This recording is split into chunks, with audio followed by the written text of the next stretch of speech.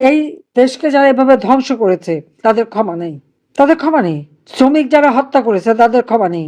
আওয়ামী লীগ দেশের মানুষের কল্যাণে কাজ করেছে। বাংলাদেশ বিশ্বের দরবারে মাথা উঁচু করে চলতো, আজকে আর সে অবস্থাটা নাই। আজকে সে অবস্থাটা শেষ করে দিয়েছে না। আজকে আর মানুষের কোনো ভাগ্যই নাই। শুধু ক্ষমতাসীনরা যারা দু হাতে টাকা লুটে খাচ্ছে আর পাচার করছে। আমি নাকি 1400 মানুষ হত্যা করেছি। 1400 মানুষ কেন আমি হত্যা করতে যাব? সেই আওয়ামী লীগের ক্ষমতা হটানোর জন্য যে চক্রান্ত, সেখানে সেই গাজী টায়ার, সেখানে আগুন দেওয়া হলো। প্রায় 150-র মতো মানুষ সেখানে মারা গেল। এর মধ্যে শ্রমিক শ্রেণীও ছিল, আবার কেউ লুটেরাও ছিল। আমাদের দেশে যারা শ্রমিক শ্রেণী রয়েছে সেখানে আমরা কি দেখি? রিক্সাওয়ালা, নির্মাণ শ্রমিক, গাড়ি চালক বা ট্রাক চালক, বাস চালক, রেল শ্রমিক, ঘাট শ্রমিক, পোর্ট, বিভিন্ন পোর্ট, স্থল বন্দর, নৌবন্দর, সমুদ্র বন্দর, হোটেল, রেস্টুরেন্ট, ব্যাংক, বিমা, প্রত্যেকটি ক্ষেত্রে এরকম সমস্ত ক্ষেত্রে কিন্তু শ্রমিক শ্রেণী রয়েছে। তাদের সকলের যার যার কর্মক্ষেত্রে তাদের সকলের যাতে কল্যাণ হয় সেই ব্যবস্থা আওয়ামী লীগ সবসময় নিয়েছে। শুধু তাই না, আমাদের যারা গৃহহীন, ভূমিহীন, সেই ধরনের শ্রমিক শ্রেণী সহ সাধারণ মানুষ যারা ঘর নেই বাড়ি নেই, প্রত্যেকে আমরা বিনা পয়সায় একদম, সরকার, আমি নিজে উদ্যোগ নেই, বিনামূল্যে তাদেরকে 2 কাঠা জমি এবং একটি সেমি পাকা ঘর তৈরি করে দিই, সাথে স্যানিটারি ল্যাট্রিন এবং পাকের ঘর থাকে। তাদের ট্রেনিংয়ের ব্যবস্থা, চাকরির নিশ্চয়তা, একেবারে যে দেশে যাবে সেই দেশে তাদের সত্যিকার বেতন পাচ্ছে কিনা সেইগুলি সমস্ত তথ্য নিয়েই আমরা তাদের পাঠাতাম। যদিও দালালদের খপ্পরে পড়ে অনেকে যে বিপদে পড়ে যায়, এমনকি কোভিডের সময় যে সমস্ত দেশে আমাদের শ্রমিক কর্মরত, যখন তারা বেতন পাচ্ছে না, আমরা তাদেরকে সরাসরি ক্যাশ টাকা দিয়ে সাহায্য করেছি, তাদের থাকার বন্দোবস্ত করেছি, দিয়েছি, এবং অনেকে ফেরত এসেছে তাদের ফেরত নিয়ে এসেছি। আমি প্রবাসী কল্যাণ ব্যাংক করে দিই। সেখানে যারা আমাদের প্রবাসে কর্মরত শ্রমিক, তারা যখন আসে ওখান থেকে লোন নিতে পারে, লোন নিয়েই তারা যাবে, বাড়িঘর বিক্রি করে না। আবার ফিরে আসলে লোন নিয়ে ব্যবসা বাণিজ্য করতে পারতো, সেই সুযোগটাও আওয়ামী লীগ সরকার করে দিয়েছে। আমাদের মেয়েদের শ্রমিকের নিরাপত্তা, যখন বিদেশে যায় তাদের নিরাপত্তা নিশ্চিত করার জন্য প্রত্যেক হাতে মোবাইল সিম দিয়ে দিতাম। কোনো বিপদে পড়লেই যেন তারা জানাতে পারে তারা কি অবস্থা থাকে। কাজে শ্রমিকদের কল্যাণে আমরা বহুমুখী কর্মসূচি হাতে নিই। সাধারণ শ্রমিকদের যে 12,000 টাকা মজুরি আমরা করলাম, কিন্তু এটা শুধু বেসিক, তাছাড়া বাড়ি ভাড়া, চিকিৎসা বা অন্যান্য অনেক খরচ দিয়ে তাদের যাতে মানে জীবনটা চলতে পারে সেই ব্যবস্থাটাই আমি নিয়েছিলাম। এত দ্রুত, এত অল্প সময়ে এত বেতন ভাতা কেউ বাড়াতে পারে না। সেইভাবে আমরা শ্রমিকদের জন্য কাজ করে দিয়েছি। সবথেকে দুর্ভাগ্য, আওয়ামী লীগকে ক্ষমতায় থাকতে দেবে না, এই একটা আন্তর্জাতিক চক্রান্ত, ইতিমধ্যে আপনারা দেখেছেন সেটা। আমাদের শ্রমিকদের কিন্তু জাতির পিতা বঙ্গবন্ধু শেখ মুজিবুর রহমানকে 1975 সালে নির্মমভাবে হত্যা করার পর যখন জিয়াউর রহমান ক্ষমতা দখল করে এবং মার্শাল ল জারি করে শ্রমিকদের ট্রেড ইউনিয়ন করা বন্ধ হয়ে যায়। সেই ট্রেড ইউনিয়ন করার যে মানে সুযোগ, সেটা আমরা সৃষ্টি করি কখন? 1984 সালে এরশাদ যখন ক্ষমতা আসে, জিয়ার পদাঙ্ক অনুসরণ করে যে জেনারেল এরশাদও এই মার্শাল ল দিয়েই ক্ষমতা এসেছিল। কাজে সেই সময় তাদের সঙ্গে আমাদের একটা ডায়লগ হয়। এই ডায়লগে আমার 1 নম্বর ছিল শ্রমিকদের ট্রেড ইউনিয়ন করার সুযোগ দিতে হবে। আর আমাদের 14 জন ছাত্র, তাদের ফাঁসি দিয়েছিল জিয়াউর রহমান, সেই ফাঁসি মুক্ত করা আমরা কিন্তু সেটা আদায় করিনি। এবং সেই থেকে শ্রমিকরা ট্রেড ইউনিয়ন করার সুযোগ পায়।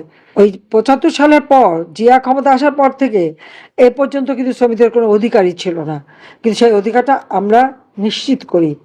আইএলও কনভেনশনের বোধহয় প্রতিটি কনভেনশন, প্রতিটি প্রোটোকল, সব কিছু কিন্তু যেমন জাতির পিতা কিছু করে যান, বাকিটা আমি করেছিলাম। আন্তর্জাতিক মানসম্পন্নভাবে আমাদের শ্রমিকদের সকল সুযোগ সুবিধা আওয়ামী লীগ সরকার করে দিয়েছে। আজকে আমরা কি দেখি? সেই আওয়ামী লীগের ক্ষমতা হটানোর জন্য যে চক্রান্ত, সেখানে সেই গাজী টায়ার, সেখানে আগুন দেওয়া হলো। প্রায় 150-র মতো মানুষ সেখানে মারা গেল। এর মধ্যে শ্রমিক শ্রেণীও ছিল, আবার কেউ লুটেরাও ছিল। যদিও ওখান থেকে প্রায় 60-70 জনের নাম ওই যে শহীদের তালিকায় অন্তর্ভুক্ত করে আন্তর্জাতিকভাবে আমার বিরুদ্ধে প্রচার করলো, আমি নাকি 1400 মানুষ হত্যা করেছি। 1400 মানুষ কেন আমি হত্যা করতে যাব? যখন 6 জন মারা গেছে তখন আমি জুডিশিয়াল এনকোয়ারি কমিশন গঠন করে দিয়েছিলাম, কিন্তু সেই কমিশনকে কাজ করতে দেয় নাই। ইউনূস সেই কমিশনকে বন্ধ করে দেয়। কারণ হচ্ছে এই হত্যার সঙ্গে যে ইউনূস সরাসরি জড়িত, তার মেটিকুলাস ডিজাইন অনুযায়ী যে এই হত্যাকাণ্ড সে চালিয়েছে এটা প্রকাশ হয়ে যাবে, সেই জন্য কাজ করতে দেয়নি। এমনকি আমি যাকে চেয়ারম্যান করেছিলাম, যে জজ সাহেবকে, তার চাকরি তো খেয়েছেই, সে আর কোথাও কাজ করতে পারবে না। সেই 18ই জুলাই আমি প্রজ্ঞাপন করে এই জুডিশিয়াল ইনকোয়ারি কমিশন গঠন করি। আরও মৃতের সংখ্যা যখন বেড়ে যায়, 1 আগস্ট 3 সদস্য বিশিষ্ট হাইকোর্টের 3 জন বিচারক দিয়ে 3 সদস্য বিশিষ্ট জুডিশিয়াল ইনকোয়ারি কমিশন গঠন করলাম।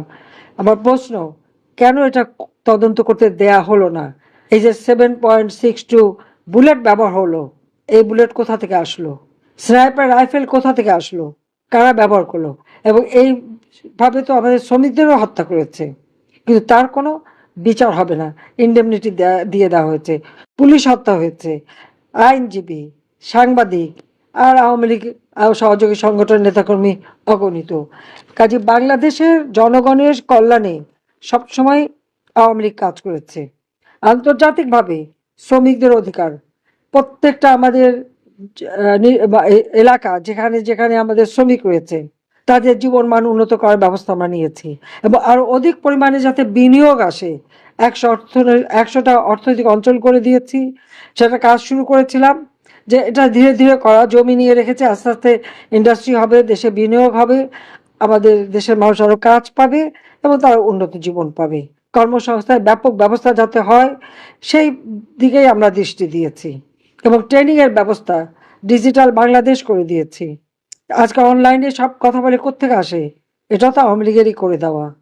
কম্পিউটার ট্রেনিং করানো, স্কুলগুলিতে কম্পিউটার ল্যাব প্রতিষ্ঠা করা, আমরা সব করে দিচ্ছি দেশের মানুষের জন্য।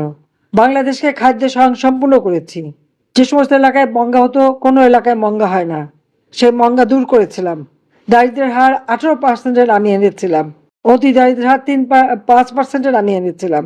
আমাদের কর্মক্ষম জনগোষ্ঠী আমরা বৃদ্ধি করেছিলাম, এবং সেখানে নারী পুরুষ সমানভাবে প্রায় 50% নারীরা আমাদের কর্মজীবী হোস্টেল করে দিয়েছি, মেয়েদের জন্য হোস্টেল করে দিয়েছি, এমনকি শ্রমিক শ্রেণীর জন্য ব্যবস্থা করে দিয়েছিলাম। সেইভাবে আমরা শ্রমিকদের কল্যাণে সবসময় কাজ করেছি, এবং আওয়ামী লীগ সেইভাবেই কাজ করে। আমি শ্রমিক লীগের সব নেতাকর্মীদের বলবো, এখন থেকে আমাদের যত এই যে শ্রেণীগুলি আমি বললাম আমাদের শ্রমিক, তাদের প্রত্যেকের খোঁজ নেওয়া, খবর নেওয়া এবং তাদের পাশে দাঁড়ানো। একটা রিক্সাওয়ালা যাত্রী 32 সময় ফুল দিতে গেল দেখে তাকে গ্রেপ্তার করেছে, তার কি অপরাধ? এবং সেই একজন, সে একটা সে শ্রমিক, সে রিক্সা চালিয়ে যে পয়সা কামাই করছে সেখান থেকে সে ফুল কিনে নিয়ে এসেছে জাতির পিতার প্রতি সম্মান দেখাবে, আর বিনিময়ে কি পেল? সে গ্রেপ্তার হয়েছে। রিক্সা শ্রমিকদের অর্গানাইজ করে, কমিটি করে তাদের অধিকার প্রতিষ্ঠার জন্য তাদের পাশে দাঁড়াতে হবে। এইভাবে তাকে গ্রেপ্তার করতে পারে না, কারণ সে মাথার ঘাম পায়ে ফেলে উপার্জন করে। আওয়ামী লীগ সরকার আমলে একজন দিন মজুর, একজন রিক্সাওয়ালা, একজন কৃষি শ্রমিক, তারা যা কামাই করত তা দিয়ে 3 বেলা তাদের খাদ্য কিনে হাতে টাকা থাকতো, আমিষও খেতে পারত। কিন্তু আওয়ামী লীগ চলে আসার পরে আওয়ামী লীগের বিতাড়িত করেছে, তারপরে কি অবস্থা? আজকে মাথার ঘাম পায়ে ফেলে যে টাকা উপার্জন করে তা দিয়ে তার একবেলা খাবার জোটে না, বাড়িতে পাঠাবে কি, ছেলে মেয়ের মুখে তুলে দেবে কি? কিন্তু কই, আওয়ামী লীগ আমলে তো সে অবস্থা ছিল না। তাহলে তারা কেন করলো না? হাজার হাজার কোটি টাকা তারা লুটে নিয়েছে, দোষ দেয় আমাদের। আজকে 1.5 বছর ধরে অনেক অপবাদ শুনলাম, একবার আমার বুদ্ধে পাঠ্য বইতে পর্যন্ত লিখে ফেললো, কিন্তু একটাও কি প্রমাণ করতে পেরেছে? আমি কাজ করি, জাতির পিতা বঙ্গবন্ধু শেখ মুজিবুর রহমান এই দেশ স্বাধীন করেছেন, দুঃখী মানুষের মুখে তিনি হাসি ফোটাতে চেয়েছিলেন, শোষিত বঞ্চিত মানুষের ভাগ্য পরিবর্তন করতে চেয়েছিলেন, এবং সফলভাবে তিনি এগিয়ে যাচ্ছিলেন। আজকে যদি বঙ্গবন্ধু শেখ মুজিব বেঁচে থাকতো, বাংলাদেশ বহু আগে আমরা উন্নত দেশ হিসেবে বিশ্বের দরবারে মাথা উঁচু করে চলতে পারতাম। চেষ্টা করেছি আমার বাবার আদর্শ বুকে নিয়ে বাংলার মানুষের পাশে দাঁড়াতে, এবং বাংলাদেশকে উন্নয়নশীল দেশের মর্যাদায় উন্নীত করেছি। যখন আমরা জাতির পিতার জন্ম শতবার্ষিকী এবং স্বাধীনতার সুবর্ণ জয়ন্তী উদযাপন করি, 2026 সাল থেকে এটা বাস্তবায়ন হওয়ার কথা। আওয়ামী লীগ দেশের মানুষের কল্যাণে কাজ করেছে, বাংলাদেশ বিশ্বের দরবারে মাথা উঁচু করে চলতো। আজকে আর সে অবস্থাটা নাই, আজকে সে অবস্থাটা শেষ করে দিয়েছে না। আজকে আর মানুষের কোনো ভাগ্যই নাই, শুধু ক্ষমতাসীনরা যারা দুহাতে টাকা লুটে খাচ্ছে আর পাচার করছে। ব্যাংক, বিমা, শিল্প, কলকারখানা একে একে সব বন্ধ। আওয়ামী লীগ নেতা শিল্প থেকে বন্ধ করে দিতে হবে কেন? আজকে শ্রমিকদের চাকরি হারালো, শত শত শ্রমিক, লক্ষ শ্রমিক চাকরি হারিয়েছে। গার্মেন্টসের অর্ডার বন্ধ হয়ে গেছে, অন্য দেশে চলে গেছে। আমরা দ্বিতীয় স্থান ছিল বাংলাদেশের, আজকে সেটা আর নাই। এইভাবে একটা দেশকে ধ্বংস করতে পারে এটা কল্পনাও করা যায় না। কাজে এই দেশকে যারা এভাবে ধ্বংস করেছে তাদের ক্ষমা নেই, তাদের ক্ষমা নেই। শ্রমিক যারা হত্যা করেছে তাদের ক্ষমা নেই। আমি শ্রমিক লীগকে বলবো, আপনাদের সকল নেতাকর্মী কে কোথায় জেলে আছে, কাদের বাড়িঘর জ্বালিয়েছে, কারা নির্যাতিত, সমস্ত তালিকা তৈরি করবেন এবং সব আপনাদের দিতে হবে, দেশে বিদেশে দিতে হবে। যেটা ন্যান্সি বলে গেল ওইভাবে তৈরি করে সব জায়গায় পাঠাতে হবে, আন্তর্জাতিকভাবে তুলে ধরতে হবে। আন্তর্জাতিক যে শ্রমিক সংস্থা আছে যারা শ্রমিকের মানে কল্যাণ নিয়ে চিন্তা করে, তারা যে কেন নিশ্চুপ আমি জানি না, কিন্তু তাদের জানাতে হবে। আর আওয়ামী লীগ আছে আপনাদের পাশে, সবসময় থাকবে এবং বাংলাদেশের জনগণের পাশে আমরা আছি। আজকে মানুষের যে কষ্ট, বিদ্যুৎ নাই, গ্যাস নাই, সার নাই, কিছুই নাই। কেন?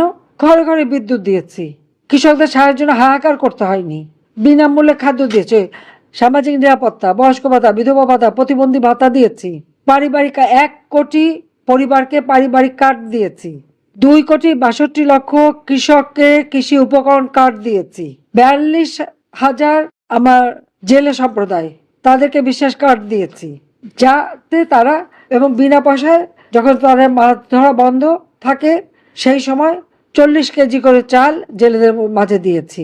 কামার, কুমার, জেলে, তাঁতি সকলের কল্যাণেই কাজ করেছি। কিন্তু আজকে সব কিছু শেষ করে দিয়ে ওই ক্ষমতা আসছে এক একজন আর লুটে খায়। এই লুটেরাদের হাত থেকে দেশকে বাঁচাতে হবে, এই ধ্বংসের হাত থেকে দেশকে বাঁচাতে হবে। বাঁচাবো কি? দেশ তো শেষ করে দিয়েছে। এখন অর্থনৈতিকভাবে আমরা কোথায় নেমে গেছি? সাংবাদিক নির্যাতনেও বাংলাদেশ এখন অগ্রগামী। এইরকম নির্যাতন তো আগে কখনো হয়নি। শ্রমিক নেতাদের গ্রেপ্তার করবে এরকম তো কখনো দেখিনি। তা আবার মহিলা শ্রমিক তারাও রেহাই পাচ্ছে না। আর নারীদের উপরে অত্যাচার তো প্রতিনিয়ত চলছে। বালিকার ধর্ষণ, নারী ধর্ষণ, এটা তো একেবারে প্রতিনিয়ত। এমন দিন নাই 10 জন 12 জন খুন না হচ্ছে আর রেপ না হচ্ছে। এইভাবে নিরাপত্তাহীন আমার দেশের মানুষ, এই অবস্থা চলতে দেওয়া যাবে না। সবাইকে ঐক্যবদ্ধ হতে হবে, প্রতিরোধ গড়ে তুলতে হবে, দেশের মানুষের ভাগ্য আবার যাতে পরিবর্তন হয় তার ব্যবস্থা নিতে হবে। আর সেটা একমাত্র আওয়ামী লীগই পারবে। আওয়ামী লীগই পারবে এদেশের মানুষের ভাগ্য পরিবর্তন করে মানুষের জীবনের শান্তি নিরাপত্তা দিতে, এবং সেটা ইনশাল্লাহ আমরা করব। আজকে মেহনতি মানুষের প্রতি আবার আমার শ্রদ্ধা জানাচ্ছি এবং দুনিয়ার মজদুর এক হও, মেহনতি জনগণের জয় হোক। জয় বাংলা, জয় বঙ্গবন্ধু। সবাইকে ধন্যবাদ। খোদা হাফেজ।